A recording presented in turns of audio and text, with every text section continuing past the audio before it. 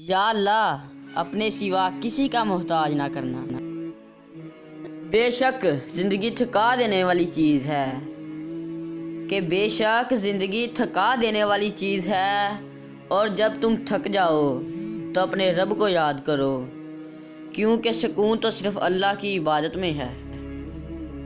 اور اپنے رب کا ذکر کرو دل میں آواز کے بغیر، کہ اپنے رب کا ذکر کرو دل میں آواز کے بغیر، اور رسول اللہ پر درود بھیجتے رہو، غافلین میں شامل نہ ہو جاؤ۔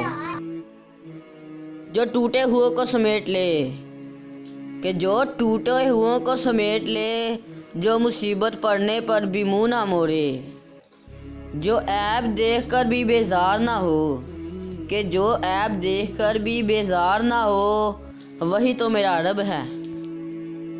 دعاؤں کا کوئی رنگ نہیں، کہ دعاؤں کا کوئی رنگ نہیں ہوتا، مگر جب یہ رنگ لاتی ہیں تو زندگی میں رنگ بڑھ جاتے ہیں۔